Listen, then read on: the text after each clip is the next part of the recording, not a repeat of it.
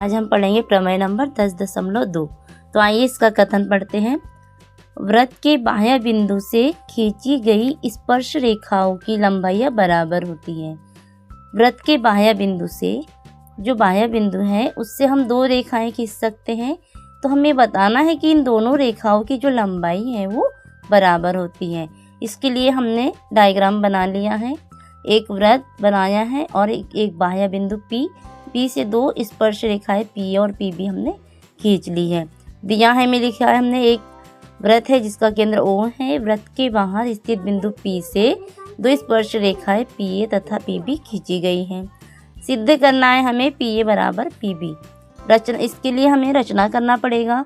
तो हमने O से PA पर लंब डाला OA और PB पर लंब डाला OB और OP को मिलाया। अब हमें ये दो त्रिभुज मिल गए हैं। अब हम इन्हें सर्वांग समता की प्रमेय लगाकर सिद्ध कर सकते हैं। तो त्रिभुज PAO तथा PBO में, PAO तथा PBO में, तो हम देखते हैं त्रिभुज PAO तथा PBO में हमें कोई भी तीन कारण ढूंढना है और इसे सर्वांग सम सिद्ध करना है। तो सबसे पहले कारण देखो, ये जो OP है वो दोनों त्रिभुज में आ रही है। तो यहाँ हम लिखेंगे OP बराबर है OP के। यहाँ कारण में लिख देंगे उभयनिष्ठ। इसी प्रकार दूसरा देखिए आप, OA बराबर है OB के। ये है वृत्त की त्रिज्या। OA बराबर है OB के। हमें ये ध्यान रखना है कि त्रिभुज PAO के अवयव उसी के नीचे आना चाहिए और PBO के अवयव उसी के नीचे। तो यहाँ लिख देंगे हम वृत्त की त्रिज्या। तीसरा कारण है हमारा, यहाँ पे जो कोण बना है, ये कोण A बराबर है कोण B के।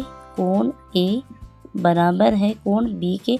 इसका पूरा नाम भी हम लिख सकते हैं, ये है समकोण। जो प्रमेय नंबर 10.1 से हम पढ़ते हैं कि वृत्त के स्पर्श बिंदु से होकर जाने वाली त्रिज्या स्पर्श रेखा पर लंब होती है। यहाँ हम लिख सकते हैं प्रमेय नंबर 10.1 से। तीन कारण हमें मिल गए, दो भुजा और एक कोण, इसलिए दोनों त्रिभुज क्या होंगे, सर्वांग सम।